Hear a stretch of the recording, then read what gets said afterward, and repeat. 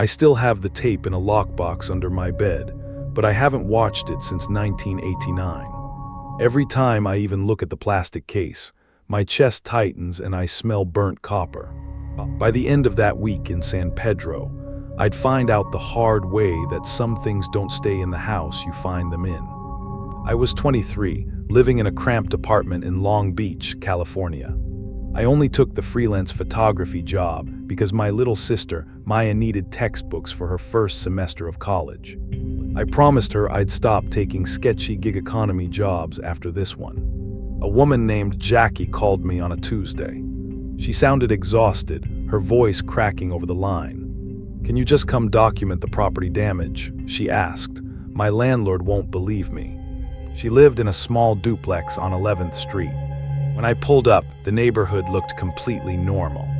Overgrown lawns, peeling paint, tricycles left on the sidewalk. But the second I stepped onto Jackie's porch, the air felt incredibly heavy. It wasn't cold, it was thick, like breathing through a wet wool blanket. Jackie opened the door before I even knocked. She was a young mother, holding a toddler on her hip, and she looked like she hadn't slept in a month. "It's mostly in the hallway," she said, pointing into the dark corridor. I turned on my camera, a heavy Sony camcorder that rested on my shoulder.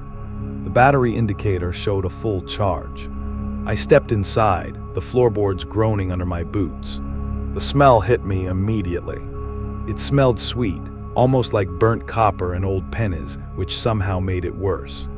"Have you checked the pipes?" I asked, trying to sound professional. "It's not the pipes," she whispered. I walked down the hall, panning the camera across the peeling wallpaper. At the end of the corridor was a small wooden hatch leading to the attic. The edges of the hatch were sealed with thick, undisturbed layers of white paint.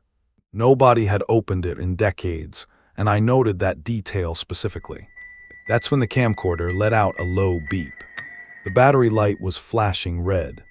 I pulled a fresh battery from my bag, swapped it out, and hit record again. 10 seconds later, it was dead. I told myself it was just faulty wiring in the house, draining the electronics. I've always been good at lying to myself when I need to get a job done. "Are you getting this?" Jackie asked from the living room. "Yeah, just technical difficulties," I called back.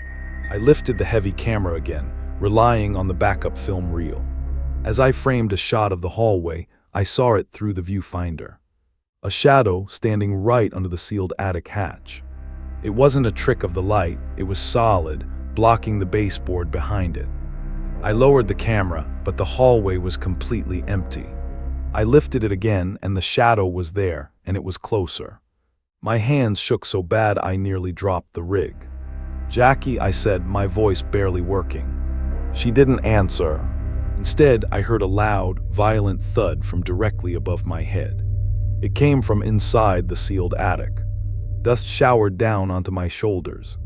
I looked up at the wooden hatch. The thick white paint around the edges was cracking, splintering piece by piece, as if someone was pushing from the other side.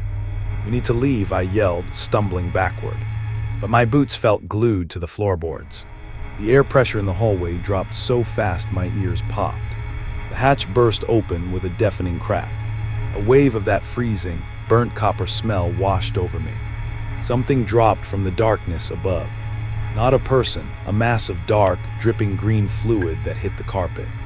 I lifted the camera on pure instinct. Then something invisible gripped my throat.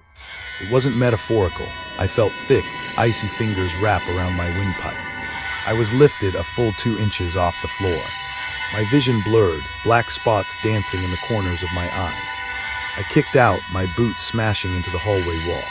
The grip vanished as instantly as it appeared. I hit the floor hard, gasping for air, clutching my neck.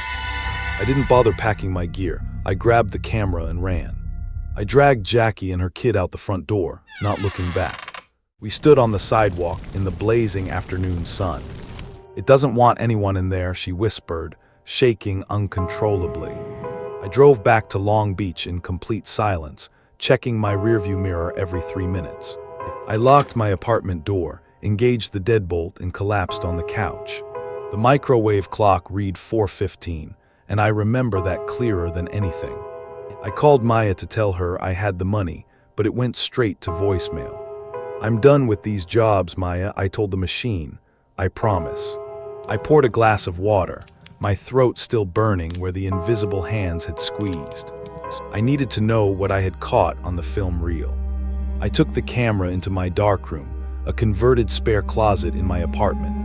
I worked through the chemical baths, the red safe light casting a bloody glow over the small space. The first few frames were just the peeling wallpaper and Jackie's living room. Then came the shots of the dark hallway. Frame after frame, the shadow under the hatch grew taller and more defined.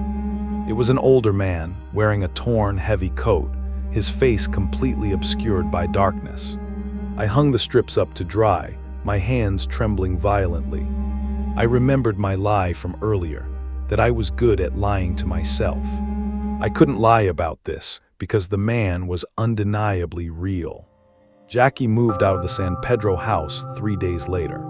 I thought that was the end of it, that the threat was left behind in that rotting duplex. A week passed, and Maya came over for dinner on a Sunday. She was looking at the printed photos I had left on the kitchen counter. "Who is this guy?" she asked, holding up the final print from the reel.